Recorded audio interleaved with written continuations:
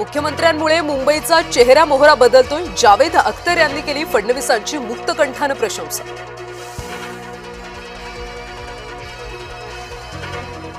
काँग्रेस नेते राहुल गांधी आज भिवंडीत. आरएसएस मानहानी प्रकरणी सुनावणीसाठी भिवंडी न्यायालयात हजर राहण्याची शक्यता.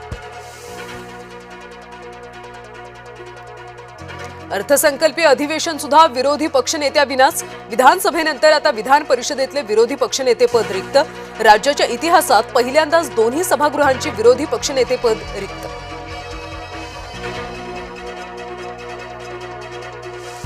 दुसऱ्यांचा पक्ष मोठं करणं सोडा, कार्यकर्त्यांना मोठं करा. संतोष धुरींचा राज ठाकरेंवर निशाण.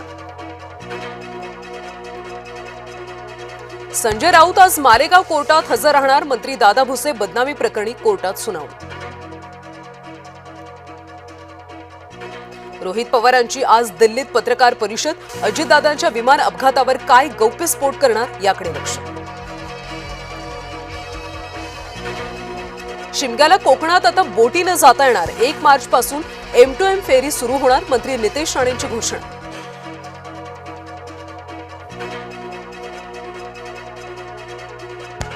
विद्युत तारेचा स्पर्श झाल्यानं टँकर चालकाचा मृत्यू. वाशिमच्या मारेगाव तालुक्यातल्या मेंढशी इथली घटना.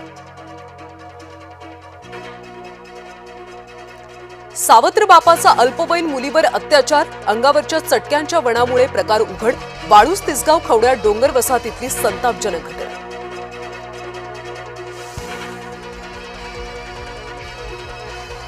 प्रेमविवाह करणाऱ्यांसाठी महत्त्वाची बातमी. लग्नासाठी आता आई वडिलांची परवानगी आवश्यक. गुजरात सरकारचा विवाह नोंदणी नियमांमध्ये बदल करण्याचा प्रस्ताव.